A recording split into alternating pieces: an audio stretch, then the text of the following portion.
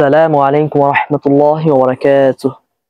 আজকে আমরা সহজে কায়দা শিখি ক্লাসের 2 নং ক্লাসে আরবি 29টি হরফের মধ্যে থেকে কোন কোন হরফ শুরুতে, শেষে এবং মাঝখানে আসলে পরিবর্তিত হয়, অর্থাৎ তাদের রূপ পরিবর্তন হয়ে যায়, তা নিয়ে আলোচনা করব এবং সর্বশেষ আমরা বলে দিব কোন কোন হরফ শব্দের শুরুতে, মাঝে এবং শেষে একই অবস্থায় থাকে।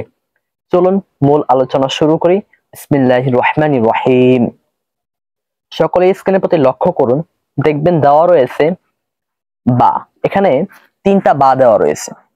এই যে সর্বপ্রথম যে বাটা দেওয়া রয়েছে, এই বাটা হলো আপনার শেষের বা। আপনারা দেখবেন তীর চিহ্ন যেখানে এখন পড়তেছেন সেটা হলো শেষের বা, অর্থাৎ বা হরফটি যখন শেষে আসে তখন তার আকৃতি এরকম হয়।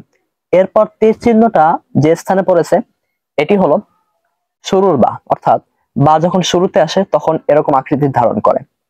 এরপর যে বাটা এসেছে সেটা হলো আপনার মাঝের বা, অর্থাৎ বা যখন কোনো শব্দের মাঝে আসবে তখন বা হরফটি এই আকৃতি ধারণ করবে।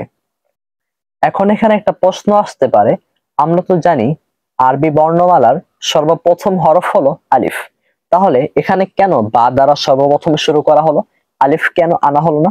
এর উত্তর হলো এই 2 নম্বর পৃষ্ঠার মধ্যে ওই সমস্ত হরফ নিয়ে আলোচনা করা হবে যে সমস্ত হরফ শব্দের শুরুতে, শব্দের মাঝে এবং শব্দের শেষে বিভিন্ন আকৃতি ধারণ করে, অর্থাৎ তারা বিভিন্ন আকৃতি গ্রহণ করে। আলিফ হরফটি যেহেতু শব্দের শুরুতে, মাঝে এবং শেষে একই আকৃতি হিসেবে ব্যবহৃত হয়, এ কারণে আলিফ বর্ণটিকে এখানে আনা হয়নি। অর্থাৎ আলিফ বর্ণটি শুরুতে, শেষে, মধ্যখানে সব স্থানেই একই আকৃতিতে ব্যবহার হয়ে থাকে। এরপর দেখুন লেখা রয়েছে তা। এই তাটি আপনার শব্দের শেষে ব্যবহৃত হয়, অর্থাৎ এই তায়ের যে আকৃতিটা আপনারা এখন দেখতে পাচ্ছেন, এই তায়ের আকৃতিটা শব্দের শেষে আসে। এরপরে যে তাটা রয়েছে সেটা হলো শব্দের শুরুতে। এরপর যে তাটা রয়েছে এই তাটা শব্দের শেষে ব্যবহৃত হয়। এখন আমরা পড়ব কিভাবে সেটা বলে দিচ্ছি। তীর চিহ্নটা যে স্থানে পড়েছে এটি হলো আপনার শব্দের শেষের বা, অর্থাৎ শব্দের শেষে বাটা এরূপ আকৃতিতে ব্যবহার হয়। এরপরে যে বাটা রয়েছে এটা হলো শুরুর বা, এরপরটা হলো শেষের বা। আমরা তার ক্ষেত্রে পড়বো এভাবে যে শেষের তা, শুরুর তা, মাঝখানের তা। সার ক্ষেত্রেও আমরা একইভাবে পড়বো শেষের সা, শুরুর সা, মাঝের সা। এরপর বলবো শেষের নুন, শুরুর নুন, মাঝের নুন। শেষের ইয়া, শুরুর ইয়া, মাঝের ইয়া। এরপরে রয়েছে শেষের জিম, শুরুর জিম, মাঝের জিম। এরপরে রয়েছে হা। এই হাটি হলো শেষের হা। এরপরের হাটি হলো শুরুর হা। এরপরেরটি হলো মাঝের হা। এরপরে রয়েছে খ। এটি হলো শেষের খ। এরপরে যেই খটা রয়েছে এই খটা হলো শুরুর খ। এরপরের খটা হলো মাঝের খ।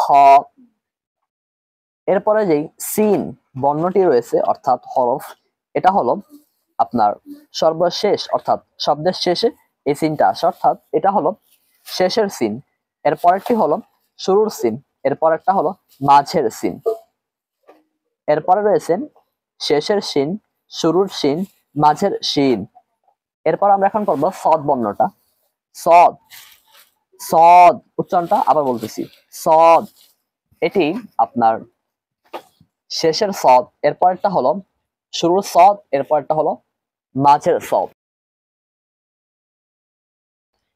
এখন আমরা দদ এই বর্ণটা নিয়ে আলোচনা করব। প্রথমে আমরা যে দদটা দেখতে পাচ্ছি এটা হলো শেষের দদ, এরপরটা হলো শুরুর দদ, এরপরটা হলো মাঝের দদ। এখন আমরা আইন বর্ণটা নিয়ে আলোচনা করব। আইন যেটা আমরা দেখতে পাচ্ছি সর্বপ্রথম তীর চিহ্ন যেটার উপর পড়েছে সেটা হলো আপনার শেষের আইন, পরেরটা হলো শুরুর আইন, এরপরটা হলো মাঝের আইন। এরপর দেখুন গয়েন লেখা রয়েছে, এই গয়েনটি হলো শেষের গয়েন, এরপরটা হলো শুরুর গয়েন, এর সর্বশেষ যে গয়েনটা রয়েছে সেটা হলো মাঝের গয়েন। এখন আমরা ফা বর্ণটা নিয়ে আলোচনা করব। ফা, যেটার উপর তীর চিহ্নটা পড়েছে সেটা হলো শুরু ফা না, বরং সেটা হলো শেষের ফা। এরপরে যে ফাটা রয়েছে সেটা হলো শুরুর ফা, তারপরে যেই ফাটা রয়েছে সেটা হলো মাঝের ফা। এখন আমরা কফ হরফটা নিয়ে আলোচনা করব। যে কফটাকে আমরা এখন দেখতে পাচ্ছি এটা হলো শেষের কফ, এরপরেরটা হলো শুরুর কফ, এরপরেরটা হলো মাঝের কফ। এরপরে দেখুন লেখা রয়েছে কাফ, এটি হলো শেষের কাফ। তারপরে যে কাফটা রয়েছে এটা হলো শুরুর কাফ, এরপরে যেটা রয়েছে সেটা হলো মাঝের কাফ। এখন আমরা লাম হরফটা নিয়ে আলোচনা করব। লাম যে হরফটাকে আমরা দেখতে পাচ্ছি এখন সেটা হলো শেষের লাম, এর পরবর্তী লামটা হলো শুরুর লাম, এরপরে আমরা যে লামটাকে দেখতে পাচ্ছি সেটা হলো শেষের লাম। এখন আমরা যে মিমটাকে দেখতে পাচ্ছি সেই মিমটা হলো শেষের মিম, এরপরে যে মিমটা রয়েছে সেই মিমটা হলো আপনার শুরুর মিম, এরপরে যে মিমটা রয়েছে সেটা হলো মাঝের মিম। এখন আমরা হা বর্ণটি নিয়ে আলোচনা করব। আমরা এখন যে দুইটা হাকে দেখতে পাচ্ছি এই দুইটা হা হলো শেষের হা, এর পরবর্তী যে হাটা রয়েছে সেটি হলো শুরুর হা, এরপরে যে হাটা রয়েছে সেটি হলো মাঝের হা। এখন এখানে একটি প্রশ্ন আসতে পারে, কোন কোন বর্ণগুলো শব্দের শুরুতে, শব্দের মাঝে, শব্দের শেষে একই আকৃতিতে ব্যবহার হয়? চলুন তা আমরা একটু বের করে নিই। সর্বপ্রথম আমরা বলবো যে হরফটি আপনার শব্দের শুরুতে, শব্দের মাঝে এবং শব্দের শেষে একই অবস্থায় ব্যবহৃত হয় সেটির নাম হলো আলিফ। আলিফ বর্ণটি আপনার শব্দের শুরুতে, শব্দের মাঝে এবং শব্দের শেষে একই আকৃতিতে ব্যবহার হয়। এরপরে যেই বর্ণটি রয়েছে তা আমরা একটু খুঁজে বের করি। দেখুন লেখা রয়েছে বা আছে, তা আছে, সা আছে, জিম আছে, হা আছে, খ আছে, দাল নেই, জাল নেই, র নেই, জা নেই। তার মানে আমরা বুঝতে পারলাম দাল, জাল, র, জা এই চারটি বর্ণ শব্দের শুরুতে, শব্দের মাঝে, শব্দের শেষে একই আকৃতিতে ব্যবহার হয়ে থাকে। তার মানে আমরা মোট 5টি হরফকে পেয়ে গেলাম, আলিফ, দাল, জাল, র, জা, এই মোট 5টি। এরপর আমরা আরেকটু খোঁজ করি, আলিফ, বা, তা, সা, জিম, হা, খ, দাল, জাল, র, জা, সিন, শিন, সদ, দত, ত, জ, এই যে ত, জ এই দুইটা মোট, ত, জ এই দুইটি বর্ণ, এই দুইটি হরফও আপনার শব্দের শুরুতে, শব্দের শেষে, শব্দের মাঝে একই আকৃতিতে ব্যবহার হয়ে থাকে। এবার আমরা আরেকবার একটু খোঁজ করি, তাহলে দেখতে পাবো আর কোন কোন হরফগুলো ছুটে গিয়েছে। সিন, শিন, সদ, দত, ত, জ, আইন, গাইন, ফা, কফ, কাফ, লাম, মিম, নুন, ওয়াও, হা, হামজা, ইয়া।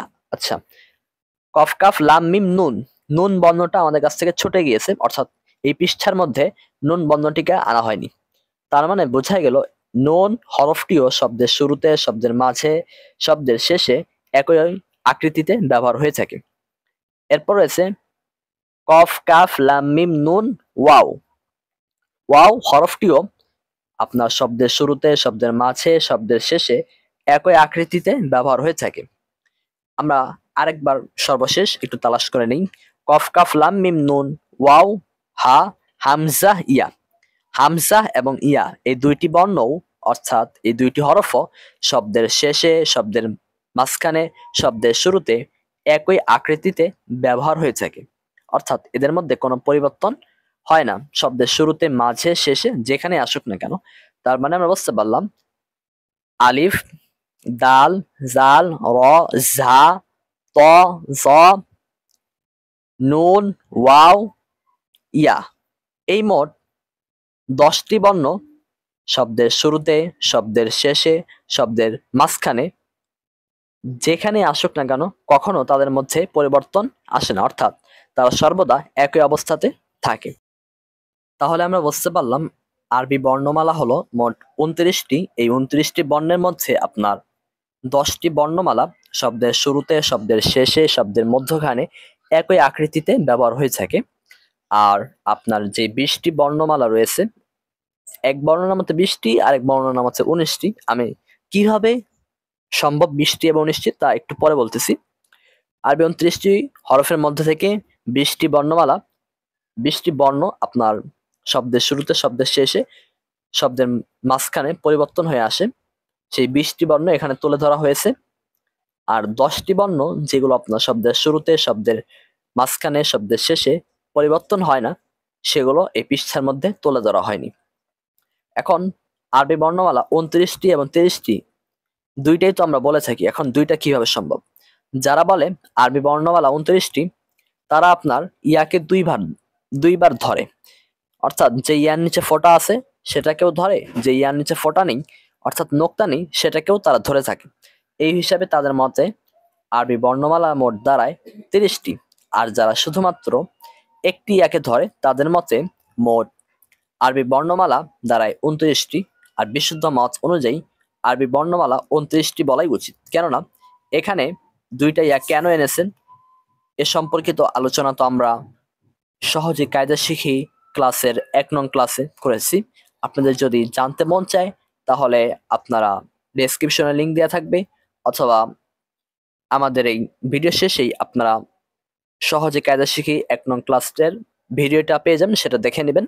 তাহলেই মুসান্নেফ রহমতুল্লাহি আলাইহি অর্থাৎ লেখক কেন এখানে দুইটা ইয়া এনেছেন তার উত্তর আপনারা জানতে পারবেন। আজকের মতো আমরা আমাদের ক্লাস এখানে শেষ করতেছি।